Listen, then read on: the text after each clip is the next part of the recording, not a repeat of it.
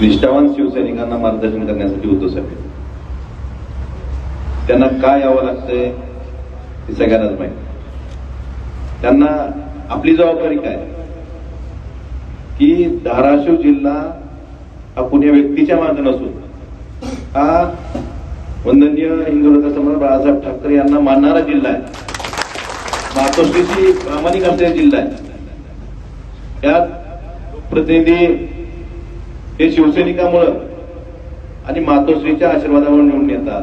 हे सिद्ध करण्यासाठी आपल्याला हा मेळावा यशस्वी करणं आपली सगळ्यांची जबाबदारी. आपण तात्याने सांगितलं मला खंबीर राहा, त्या खंबीर आहे मी काळजी करू. तुम्ही तरी जाणार नाही, तुम्ही गेला तरी जाणार मला तुम्ही तरी जाऊ नका. त्याला म्हणतो मला तू गेला तरी काळजी करू. या ठिकाणी उद्धव साहेबांवर काय आघात झाला असेल, आपल्या पक्षात आपण आपला सर्व जवळ एखादा माणूस एक ग्रामपंचायत ज्याच्यासाठी आपण प्रचार करतो असा माणूस गेला तरी आपल्याला, पण यांचे 6 खासदार 22 ज्यांना केलं, आमदार केलं, खासदार केलं, मंत्री अशीच लोक निवडून गेली. पण उद्धव साहेब लढतायत, आदित्य साहेब लढतात. कारण शिवसेनेचा जन्म हा सर्वसामान्यांच्या हक्कासाठी लढणारी संघटना म्हणून, संघर्ष करणाऱ्या संघटना म्हणून शिवसेनेचा जन्म झालेला आहे. नेहमी मागे जे शिवसेनेतले शिवसेनेचा जन्म हा सत्तेसाठी झालेला नाही, हा सर्वसामान्यांच्या न्याय हक्कासाठी जपण्यासाठी, त्यांच्या न्याय हक्क मिळवून देण्यासाठी संघर्ष करण्यासाठी हा शिवसेना. आताही आज सांगतो तुम्हाला, बळानी कामामध्ये विषय काढला. आपले जे काही घटक आहेत, काम, विकास, या सगळ्या गोष्टी मान्य आहेत. पण इथून पुढच्या काळात आपल्याला सर्वसामान्य माणसाचा आवाज बनून जर त्यांची काम करायची तयारी आहे, संघटनेत आता आपल्या सगळी पुनर्रचना करावी लागणार आहे.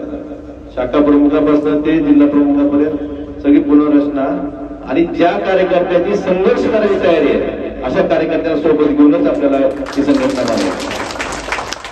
संघर्ष करायची, व्यवस्थेवर लढायची त्यांची तयारी आहे, अशा लोकांना सोबत घेऊन आपल्याला ही संघटना बांधायची आहे. 2029ला आपल्या आपला शिवसेना उद्धव बाळासाहेब ठाकरे या पक्षाचा झेंडा डौलाना फडकवायचा असेल तर आपल्याला, कारण आपण बघतो आता सगळे सत्तेत आहेत, मग सर्वसामान्यांचा आवाज करून म्हणून काम करायचं.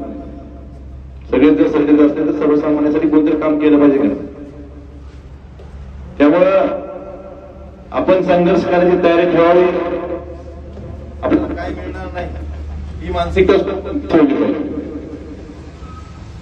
आपल्याला फक्त संघर्षच वाटायला आहे, कमीत 3 वर्ष तरी ही मानसिकता ठेवून, ही मानसिकता केली तरच.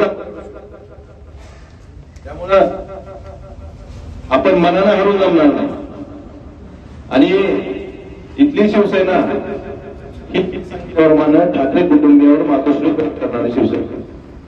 त्यामुळे कुण्या व्यक्तीवर किंवा एखाद्या व्यक्ती समोर करणार कुणी नाही. आज जे आम्ही लोकप्रतिनिधी आहेत, बयाने सांगितलं 16ला त्यांना नगराध्यक्ष केलं, मला 17 केलं, 19ला आमदार केलं, 24ला परत आमदार केलं. त्यांचा आशीर्वाद, तुमचे सगळ्यांचे कष्ट, त्याच्यामुळे फक्त आम्ही निवडून येऊ शकतो. त्याची जाण आम्हाला. त्यामुळे तुमच्या शक्तीची आमच्याकडे होणार नाही हे सांगतो. आता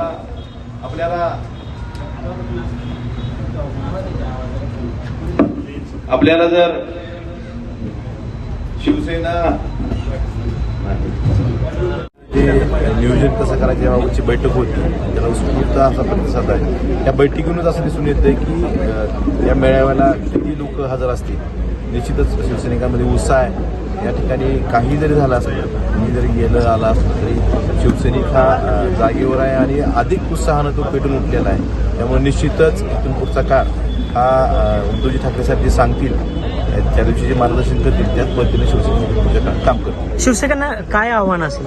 शिवसैनिकांना माझं एवढंच आव्हान आहे की ह्या निष्ठावान शिवसैनिकाच्या जिल्ह्यात माननीय पक्षप्रमुख उद्धवजी ठाकरे साहेब आपल्या 28 तारखेला आपल्याला मार्गदर्शन करण्यासाठी, आपल्याला विचार देण्यासाठी येत आहेत. तरी धाराशिव जिल्ह्यातील बहुसंख्य असं शिवसैनिकांनी या ठिकाणी त्यांचे विचार ऐकण्यासाठी सिद्धाई मंगल कार्यालय धाराशिव येथे रविवारी दुपारी 3 वाजता उपस्थित राहावे एवढीच विनंती माझी शिवसैनिकांना आहे.